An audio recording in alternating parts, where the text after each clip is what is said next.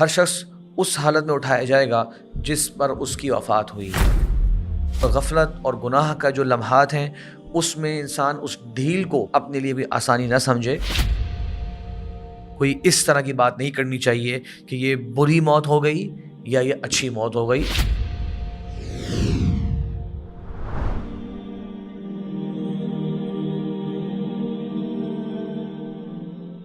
بسم اللہ والحمد للہ والصلاة والسلام علی رسول اللہ وعلی آلہ وصحبہ ومن والاه اما بعد۔ محترم ناظرین، موت کے بعد کے اس نئے پروگرام میں آپ سب کو خوش آمدید کہتا ہوں۔ گزشتہ پروگرامات میں ہم نے ایک پروگرام میں بات کی تھی کہ اچھے خاتمے کی کیا علامات ہیں، ان میں سے 10 سے 12 علامات کا ذکر ہوا۔ تو یہاں پر ایک مسلمان کو ان علامات کی طرف بھی دھیان دینا چاہیے جس کے بارے میں احادیث میں آتا ہے کہ یہ برے خاتمے کی علامات ہیں۔ اللہ تعالیٰ مجھے اور آپ کو، ہم سب کو اس سے محفوظ رکھے۔ ان علامات میں سے ایک علامت تو یہ ہے کہ انسان ایک گناہ کے کام میں ملوث ہوتے ہوئے اس کی روح پرواز کر جائے۔ حضرت جابر رضی اللہ فرماتے ہیں، اللہ کے نبی صلی اللہ علیہ وسلم نے فرمایا کہ یبعث کل شخص علی ما مات علیہ او کما قال النبی صلی اللہ علیہ وسلم۔ صحیح مسلم کی حدیث ہے، ہر شخص اس حالت میں اٹھایا جائے گا جس پر اس کی وفات ہوئی۔ تو اس حدیث سے بہت اہم اشارہ ملتا ہے کہ ایک مسلمان نیکی کے کاموں میں مصروف رہے، بھلائی کے کاموں کو مستقل انجام دیتا رہے، اور غفلت اور گناہ کا جو لمحات ہیں اس میں انسان اس ڈھیل کو اپنے لیے بھی آسانی نہ سمجھے۔ وہ اللہ کی طرف سے ایک ڈھیل ہو سکتی ہے، اس حالت میں اس کی موت واقع ہو سکتی ہے، جو یقیناً ایک برے خاتمے کی علامت ہے۔ تو برے خاتمے کی ایک علامت تو یہ ہے۔ اسی طریقے سے سب سے بڑی برے خاتمے کی علامت یہ ہے کہ انسان شرک، بدعت، گناہ، غفلت، اس قسم کی بڑے بڑے گناہوں کے اندر ملوث ہو اور اسی پر اس کا خاتمہ ہو جائے۔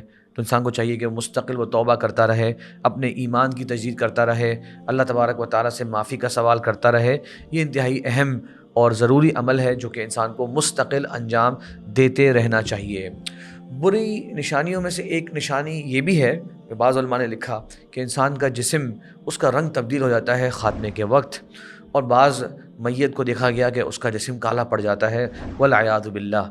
اور آپ صلی اللہ علیہ وسلم جن چیزوں سے اللہ تعالیٰ کی پناہ مانگا کرتے تھے ان میں سے ایک یہ بھی تھا، وَفُجَاءَةِ نِقْمَتِكَ، اے اللہ میں تجھ سے پناہ مانگتا ہوں کہ فوراً سے کہیں جلدی سے تیری کوئی پکڑ، تیرا کوئی عذاب جو ہے وہ نہ آ جائے۔ تو فوراً سے کوئی عذاب والی کیفیت انسان پر مبتلا ہو جانا، انسان کا اس کے اندر ملوث ہو جانا، یہ بھی ایک برے خاتمے کی علامات میں سے ہے۔ ایک مسئلہ جو اکثر لوگ سوال کرتے ہیں، آج کل پیش بھی آتا ہے لوگوں کو، وہ کیا جو اچانک سے موت ہو جاتی ہے، جیسے کہ ٹریفک حادثات کے اندر ہم دیکھتے ہیں، کہیں کوئی زلزلہ آ گیا، کہیں کوئی سیلاب آ گیا، تو اس میں بہت سے لوگ اچانک سے ان کو موت واقع ہو جاتی ہے، کیا یہ بری موت ہے یا یہ اچھی موت ہے؟